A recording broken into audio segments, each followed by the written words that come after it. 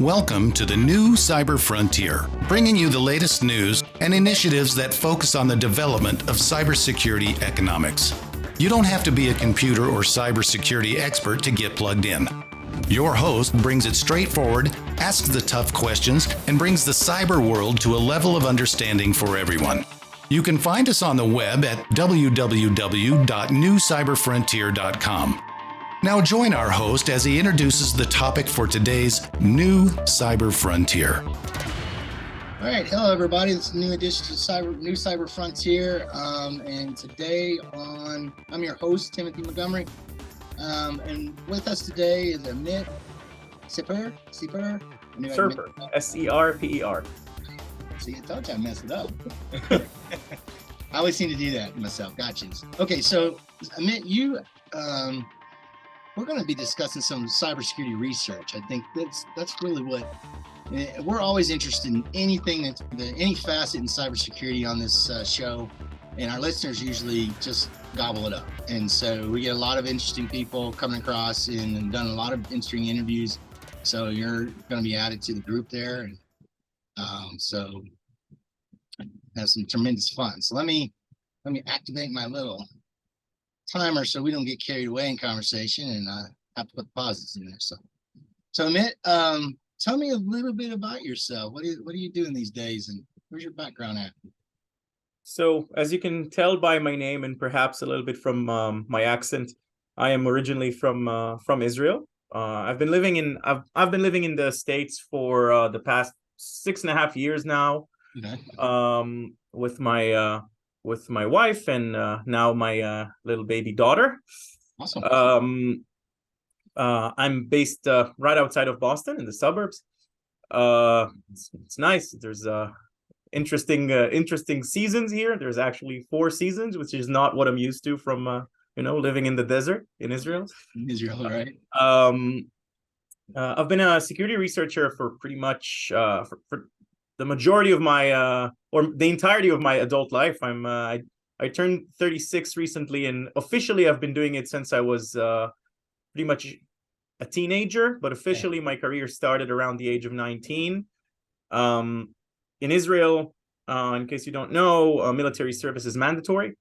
So when I was drafted back in 2006, I joined one of our intelligence agencies, where I worked for. I did my military service there, and then I ended up staying there as a civil servant. So I was there in total for 9 years, doing all sorts of aspects of security research, be it offensive or defensive research, anything from building custom systems to things with satellites and exploit development, vulnerability research. A very diverse, very diverse career I had there, and Sounds like my military career. It's yeah, what they put you up to, and then they just keep adding. yeah, I know it was Figure it great out. fun, especially Yeah. when I was that young. And when I left the government, I joined what was then a tiny startup called Cybersecurity. Yeah, and I joined there as a senior security researcher, doing lots of malware analysis and reverse engineering of all sorts of malware and viruses and that kind of stuff.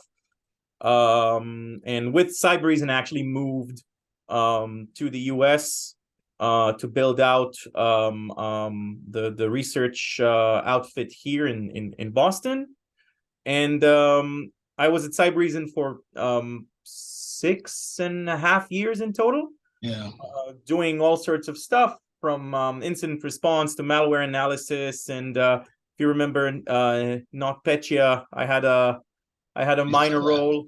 I had a minor role in finding a way to keep it from encrypting machines all over the world. So you were one of the ones.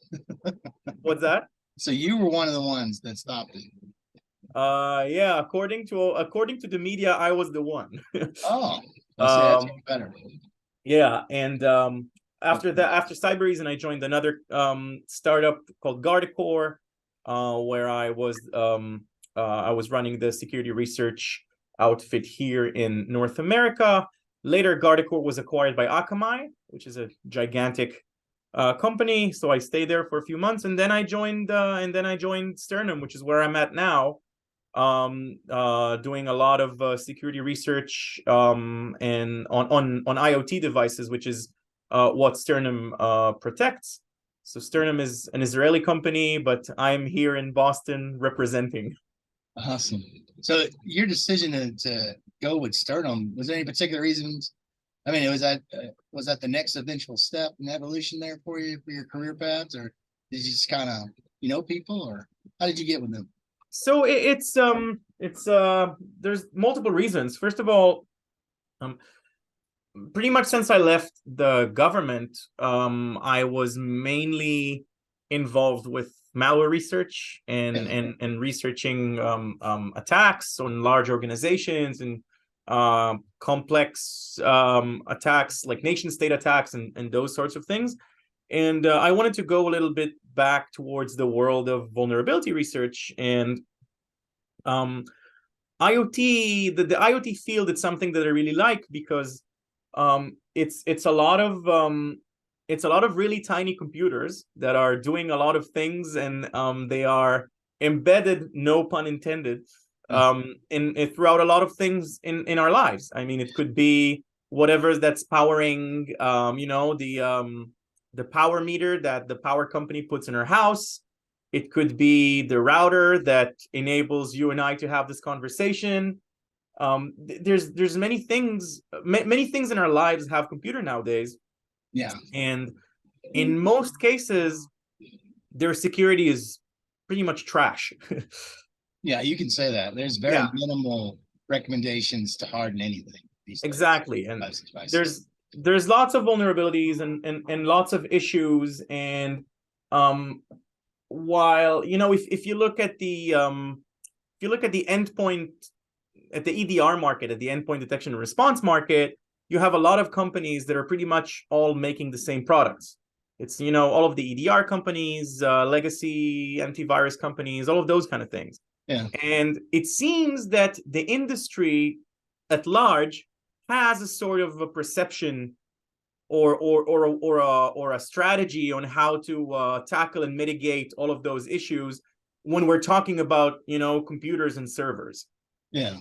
But with regards to the IoT field, there's no real standard. There's no real catch-all approach to mitigate threats and vulnerabilities. And I also really like working for small startups. And when the opportunity, when I was met with the opportunity to join a startup after the startup that I worked for got acquired by a giant company, sure, I talked to a few people from Sternum. I talked to our CEO. I talked to our CTO and a few other people from the company, and I was really impressed with both the product and the approach to how to solve those problems. And I was like, I should probably give it a go. I should probably try. I should probably join. And I think it was 46 hours since my first conversation with Sternum. I had a signed offer letter to present them with, and I joined, and it's a great place. Awesome. Well, that being said, we're going to have to take a break. When we come back, we'll start talking about how the impact of not standardized IoT security comes about, how that product for what you guys are doing is going to be, can play big roles. So we're going to take a pause. We'll come back right after our commercial break. Blockframe technology offers next-generation blockchain-managed trust and security. Unique non-fungible tokens are used to secure software bills of materials to provide data quality and security for every transaction in your supply chain. Deploy advanced peer-to-peer product security, scale zero trust capability to millions of IoT devices, allow vendor tracking and accountability, and rapidly reset from compromise. Unchangeable, time-sequenced blockchain data provides next-generation security using machine learning trust algorithms and audit analytics. Start securing your supply chain today by contacting Blockframe at www.blockframetech.com. Okay, welcome back to NewCyberFrontier. I'm your host, Tim Montgomery, and I'm speaking today with Amit. He's from Sternum. I got that correct, right? And we were talking before the break there about really regulations and standards and how it came to be where he worked with Sternum to kind of, I guess, take the products that they had and be able to, I guess, revolutionize, if you want to put a word on it, really, because you think about it, IoT in that field doesn't really have a set standard, stuff you were discussing there, and just how that might be something that would help us understand and kind of push and drive regulations among these devices. We know in the world we live in, IoT is in everything, and just in the amount of things that we do converse with every day, from your car to your house to the phone you put in your pocket to literally walking down to the post office and getting your mail from the mailbox sometimes. How that interaction works among all these different devices. So at Sternum, you would say that I mean, you're doing security research. So what kind of security research, and as far as IoT goes, what do you conduct? Can you give me an example of that? And then what are you using that for as far as tools, things that a product or something that might be able to be useful to the end user, to the world? Sure. So at Sternum, when I talk about security research, it's actually really interesting because it's there's a lot of hardware research or hardware hacking, so to say. So I have you can see I have here my workbench. I don't know how much you can see, but yeah, there's lots of. I think I got a couple of those toys. I got a little bit of that. Yeah, lots of equipment over there, and lots of devices that I take apart and pretty much abuse here in order to gain access into all sorts of nooks and crannies that the manufacturers don't want you to get to. It's testing. But the research that we do is often we look for our approach to security at Sternum is we know that those devices are vulnerable. And there's plenty of reasons. There are plenty of reasons for that. It could be anywhere from the developers who are actually writing the code on the device, when they write the firmware, they don't have security in mind. Okay. Or the frameworks that they use are so ancient, for a lack of a better term, that some of the protections that we take for granted on our regular computers simply don't exist on those devices. I mean, you have today devices that you buy brand new off the shelf, and they have Linux kernel versions from back when I was in high school. So I'm 36, so you do the math. So a lot of the research that we do is to understand what kind of vulnerabilities there are on those devices, and how does the exploitation of those vulnerabilities look like.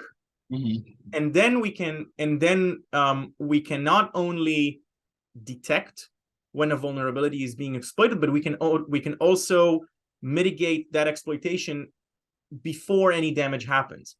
And this is important because if we look at our regular computer, our desktop or our laptop, doesn't matter which operating system it runs. Let's say that we run Windows or Mac OS or whatever. If there is a security update, you usually get a notification, and you hit a button, you click a button, and that patch is being installed on your machine. Sometimes you have to reboot your machine, and you're done with that process. And when that patch is being deployed, usually in the vast majority of the cases, whatever is being patched or updated or upgraded or whatever you want to call it is a small component in the operating system. It could be a simple library, a simple DLL file in Windows that's being replaced and updated to an updated version. In the IoT world, and especially in the consumer devices, and when I say consumer, our home routers and those kind of things.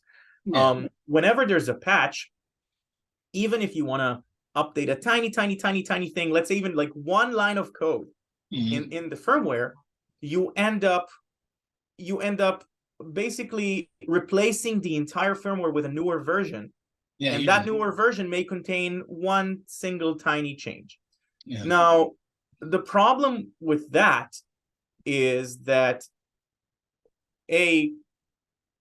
people don't necessarily update their IoT devices. Not many people know that there is a firmware update for the router, for example. The router could be vulnerable for years, and they don't even know that there's an update, and they won't install that update, and that update is not going to be installed by itself. Updating an IoT device oftentimes requires the user to go to the vendor's website, to download a file, to go to some sometimes you need even to use a program, a special program, or to go to a specific web page in the administration panel. Yeah, it's usually update the firmware, hope that everything gets patched. Our approach, you got the right one and don't break it. Yeah, exactly. Our approach to that is we're saying you don't have to chase patches anymore, because if you have our product deployed on your IoT device, we are mitigating memory corruption attacks, command injection attacks, and all sorts of other very common ways of exploitation on devices. So you could have, an ancient Linux kernel running on your device and a bunch of really horribly put together software. But if you have our agent running on your device, we are going to look at all of the memory allocations, all of the system calls to specific calls that we know that can be exploited, and we know what a bad how can I say it? We know what bad behavior looks like. Yeah, behavioral process. So we can stop it at that point. So the research that we do is often, we'll take a device. I don't know, like we'll take a device, we'll take it apart, we'll do all sorts of things to it. We'll get access to the firmware, and we'll look for vulnerabilities ourselves. Yeah. Or if there are any public vulnerabilities that someone else found, we would exploit those vulnerabilities. We would do some research to see what it looks like, what are the ramifications of those exploits, and according to what we'll see, we'll create the algorithms and the mechanisms to mitigate those exploits literally on runtime as they happen. Okay, so is this process done before the product hits mainstream for production, or is this something like retrofitted that's possible? Where does the product, the Sternum idea, where does it apply to the? You're talking about core levels like assembly language at the motherboard, BIOS types of things where they're analyzing performance measures, which we know that they do pull that information data. So where does this apply to it when you do this discovery process, the research process? And then once you got that, do companies buy the method and the research to apply it to the new product coming out, or is there something in between now? So actually, there are plenty of options. So for example, let's say I can give you several examples.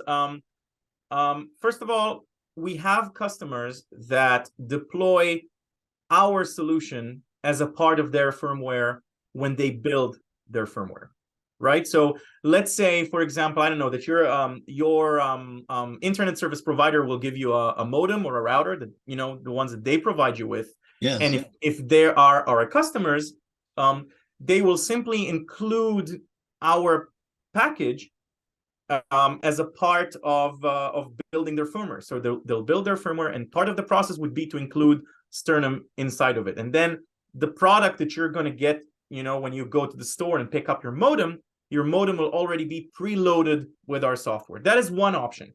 Okay.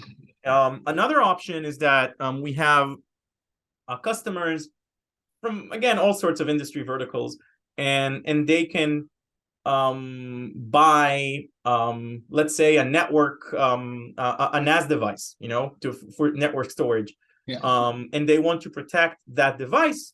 They can come to us, and we will give them a package that they can deploy on their device simply by SSHing into that device and running a few commands and installing our software. So there are several ways to we sell to vendors, and we sell to customers who use devices by other vendors. Okay. So I hope that answers your question. Small business market for it. So it's like an aftermarket price. Kind of like when you buy a car, you either have the tow hitch put on during the creation of the vehicle, or you have an option after you buy the vehicle and put it on. So exactly.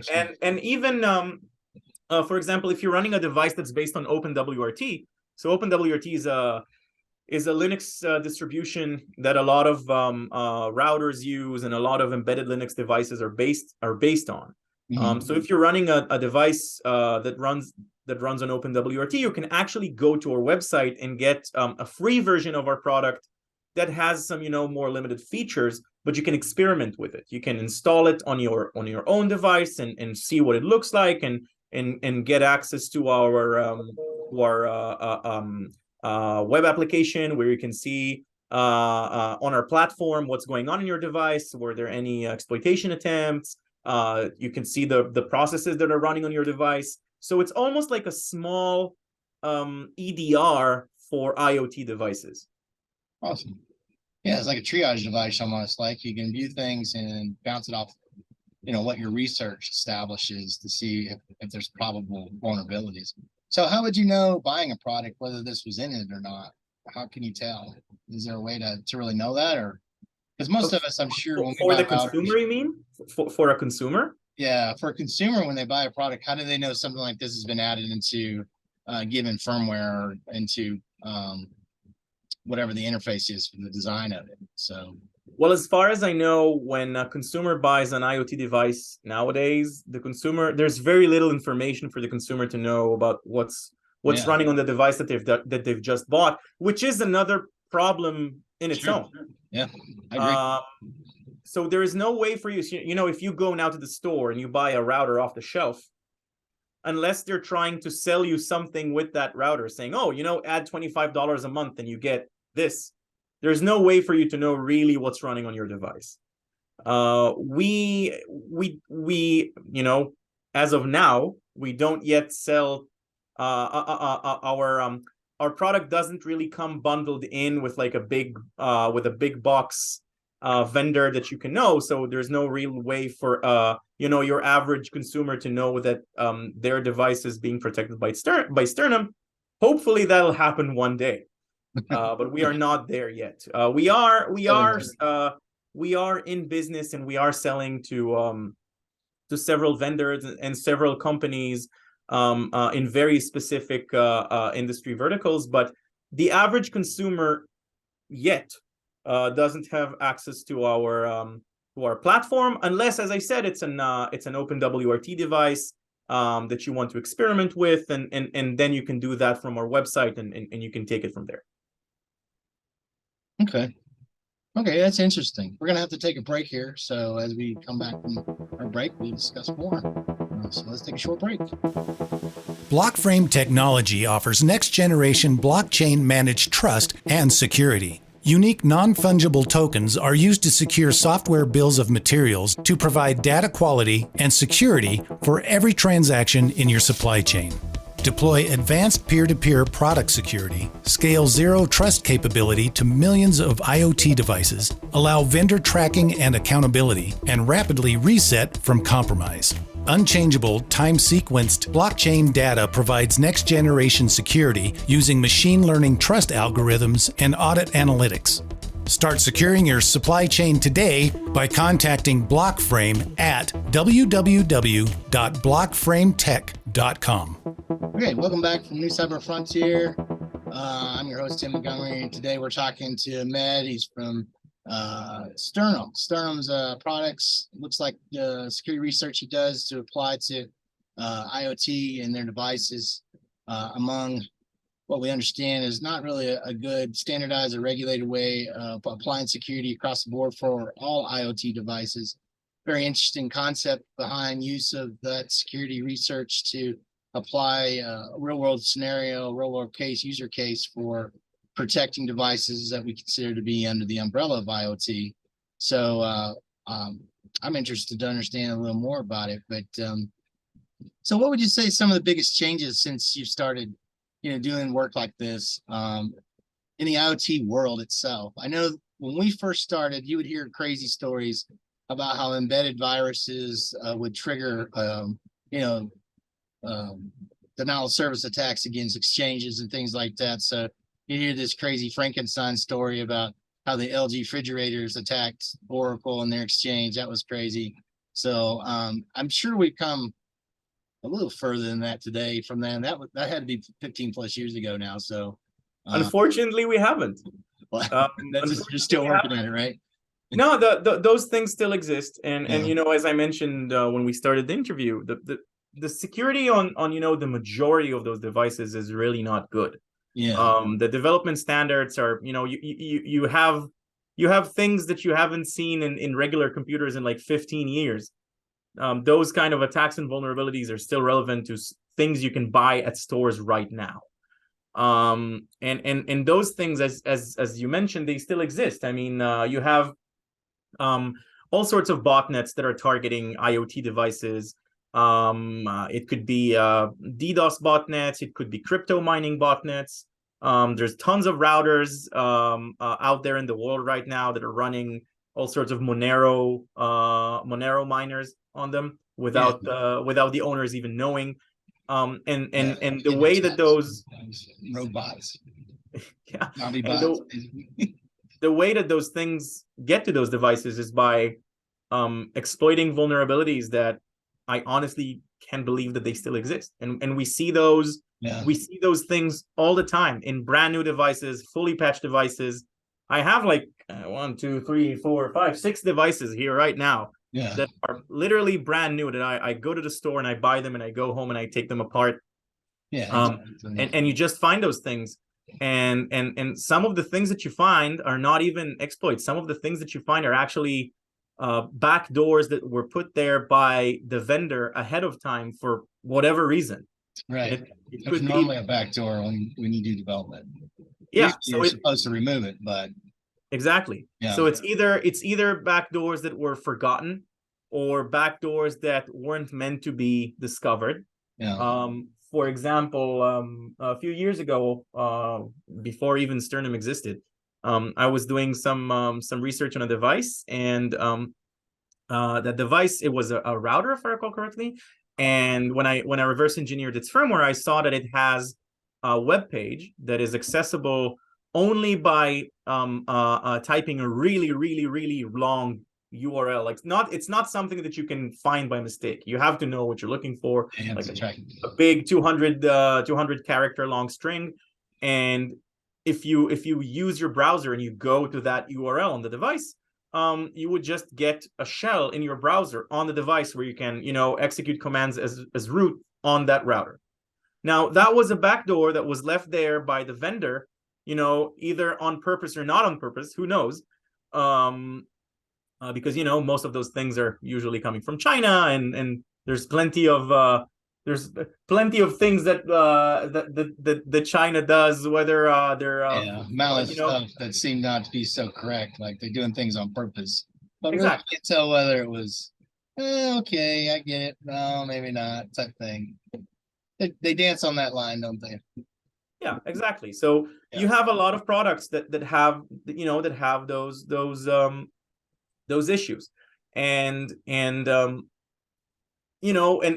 funny. I always say that because you could have an organization, and that organization could have firewalls and EDRs and all of the bells and whistles with regards to security, and they might be doing everything right, but their entire organization connects to the internet with a router that costs a few bucks, and that router is riddled with vulnerabilities and backdoors. Yeah. So right. I had a switch. It was actually a PBX switch many years ago. It was made by Redcom, and Redcom, before they went to digital, they had analog switching, and they actually had a backdoor route. And oddly enough, their password was some specific root vegetable like carrot.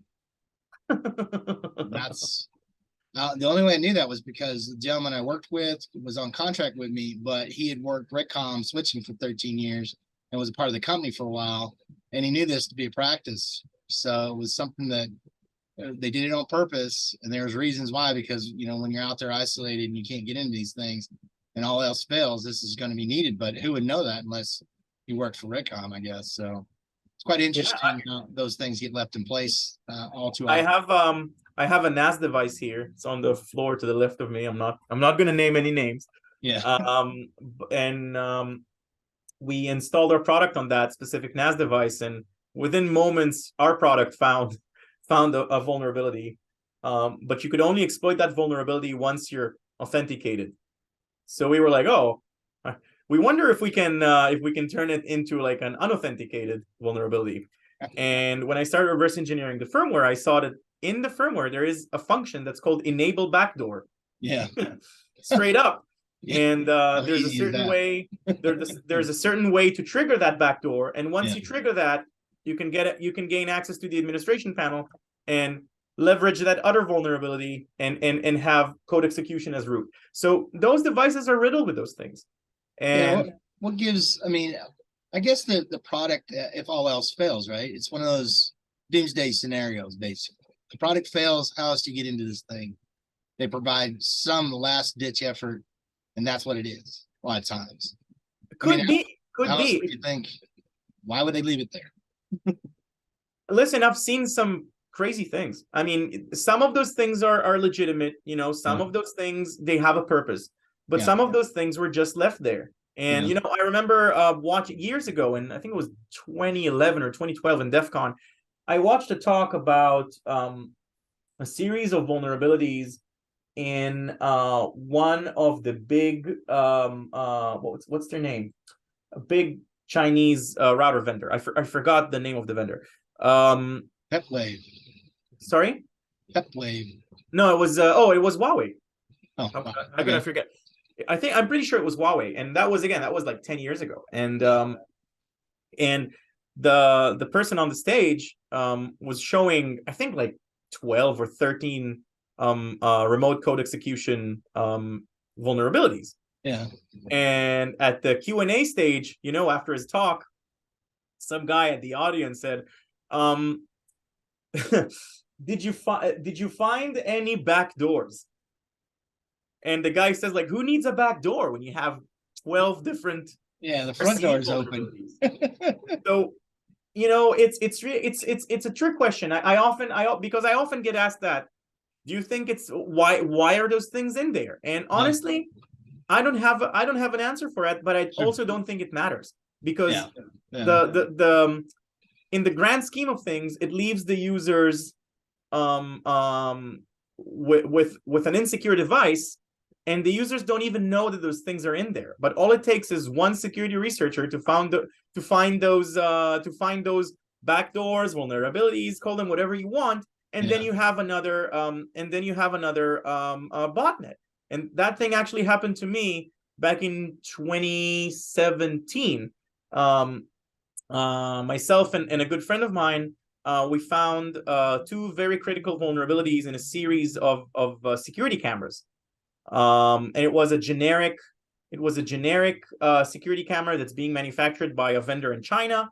And they make millions of those cameras, and they slap different stickers on them of different vendors, and they sell them. But those two vulnerabilities, one of them that I actually have tattooed on my arm, those vulnerabilities exist in all of those cameras. So we ended up after research, we ended up looking at Shodan, and we found, like, we managed to craft a very specific query to see how many of those cameras we can find around the world. And we found over 900,000 of them. Wow. And on all of those cameras, we not only that we could log in and see whatever it is that they're recording, who cares about that? Right. We actually had the ability to have remote code execution capabilities on those devices, so we could create a botnet or whatever. So after we published our paper and since the Chinese vendor completely ignored my emails when I tried to disclose the vulnerability to them, I had to disclose it publicly. Yes. I think 2 or 3 days after that, there was a new botnet. I think it was called the Persirai botnet that was exploiting our vulnerabilities, and those were used to create a new botnet that did all sorts of nasty things, like distributed denial of service attacks and those kind of things. So, connecting back to what I said in the beginning, and you mentioned it too, there is no standardization for security on those devices. You're right. If with IoT devices, most of them, not all of them, but most of them, the user has to chase patches constantly. Yes. And in most, not all, most devices, once they're out in the market, they have a lifespan of a year, and then there's no more patches. Yeah, so you can't continuously keep updating and making sure that they stay where they should as far as security posture goes. Exactly. So this is where our approach comes in, when we say you don't need to chase patches anymore, because those devices have a finite amount of memory vulnerabilities, or let's say behaviors when memory vulnerabilities are being exploited, and we catch those and stop them as they happen. Yeah, it sounds like a great, I don't know, it just seems like why hasn't it been done, but it certainly looks like they've got really good traction on something that needs to be put in place that will definitely help secure, hopefully relieve stress out of everyone's day because of all the devices, we pick up. There is a worry. I'm sure there's a small worry about, like with my TV. I've got people asking to connect wirelessly. I'm like, where the heck did this come from? So, I mean, we integrate, or we deal with these types of devices and interface with them every day. So Sternum sounds like they've got, pretty good traction on a method that will help easily support maintaining security on devices that we use every day. So it was great talking with you, Amit. You've got some really good research going on, and it sounds fascinating. I mean, sounds like you really do like your job. I like your job too. So. Yeah, we're actually my teammate and I, we just wrapped a really long research project when we looked into fairly prevalent smart electrical outlet. Yeah. When you can, one of those things where you can control your lamp with your phone, or sure, yeah, your home, remote access to your lights. Yeah, and we actually did a really cool project where we took one of those devices, tore them apart, reverse engineered the hardware and the firmware, and got some vulnerabilities on them. Okay. We started to write the blog post today, and hopefully within a couple of weeks we're going to have it up in our blog, and it's something very interesting that I'm very proud of, and I can't wait to share it with the rest of the world. Yeah, it sounds, we need it, and we appreciate the things you do. So we're working on it. We tried. Yeah, that's right. Okay, got to close out now. So actually, I'm trying to think, but I guess that's it. Anyway, so this is our edition. This is the end of our edition for NewCyberFrontier. We hope you enjoyed the talk we had with Amit and conducting cyber security research. Sounds really fascinating, and hopefully we'll have Amit back on later. Is anything you want to say, Amit? Where's your blog? You have that publicly? When I meant the blog, I meant the company blog. Gotcha. So SternumIoT.com is our website. Awesome. But if you want to follow me individually, I'm on Mastodon. So infosec.exchange/0xAMIT. Awesome. Thanks, Amit. Right. That's it for our edition this time. Thank you all for listening, and we'll see you next round.